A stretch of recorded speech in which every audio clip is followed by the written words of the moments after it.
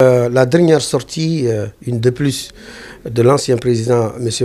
Mohamed Ould Abdelaziz, dans une interview à Jeune Afrique, est quand même à quelque chose de très particulier. C'est que, d'abord, premièrement, pour la première fois, il dit clairement, explicitement qu'il accepte de renoncer auparavant de l'article 93, donc de répondre à la justice. C'est ce qui, en définitive, il lui était difficile d'y échapper, mais bon, il l'accepte.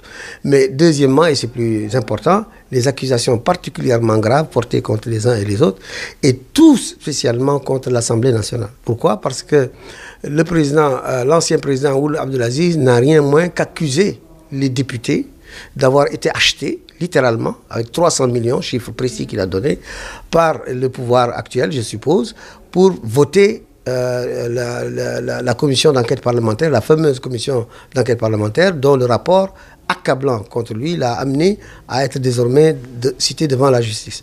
Donc, on se trouve dans une situation extrêmement grave où un citoyen, parce que là, ce n'est pas en tant qu'ancien chef de l'État qu'il s'exprime et derrière lequel on pourrait discuter pour savoir est-ce qu'il est couvert par l'article 93 et par son immunité ou pas. Là, c'est l'ancien chef de l'État devenu simple citoyen qui s'exprime et il fait une imputation très très précise, il donne un chiffre et il indexe des particuliers qui sont des députés et dans une institution très importante de la démocratie dans notre pays qui est l'Assemblée nationale. De deux choses l'une. Soit ce qu'il dit est vrai, et moi je le dis clairement, si c'est vrai, cette Assemblée nationale ne mérite pas de continuer d'exister. Elle doit absolument être dissoute et de nouvelles élections doivent être organisées. Soit ce qu'il raconte est faux, et dans ce cas-là, il doit répondre de ces accusations extrêmement graves parce que c'est de la diffamation aggravée par le fait qu'en plus, il donne l'impression d'avoir des preuves et de les détenir réellement parce que c'est l'ancien chef de l'État et qu'il dit, et il l'a répété, qu'il les connaît tous. C'est la phrase qu'il a suivie. Il les connaît tous. Donc il sait de quoi, dit-il, il parle.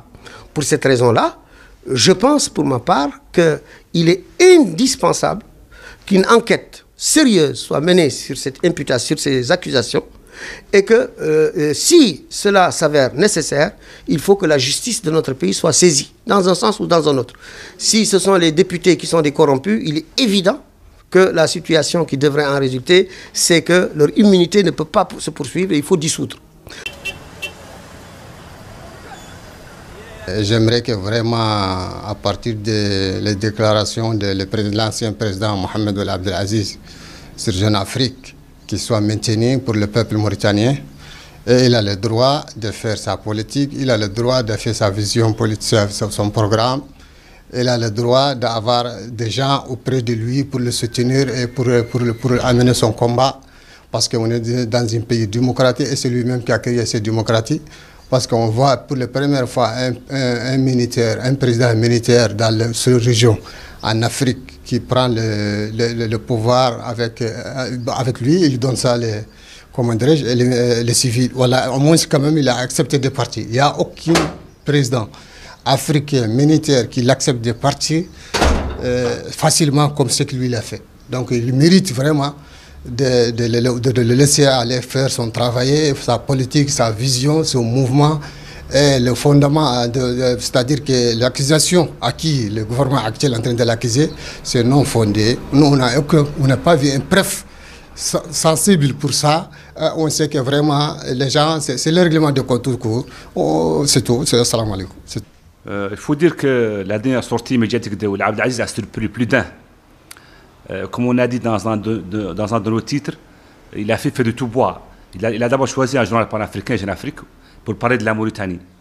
Le choix peut paraître surprenant quand on sait qu'il y a des journaux mauritaniens, des sites mauritaniens qui s'adressent au public mauritanien, à moins qu'il ne veuille adresser un message aux partenaires de la Mauritanie et à ses amis. En tout cas, la sortie a surpris plus d'un. D'abord, il s'est attaqué violemment, non seulement au pouvoir, mais aussi à l'opposition. Donc il se positionne un peu en leader de cette opposition-là, qui, selon lui, ne joue plus son rôle.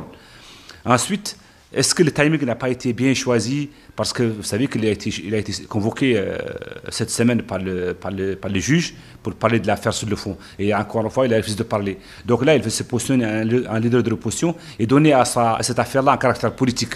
Va-t-il réussir à le faire? Je commence à avoir de sérieux doutes là-dessus, parce que l'affaire est déjà bien avancée et ces sorties ne changeront pas grand-chose dans la situation.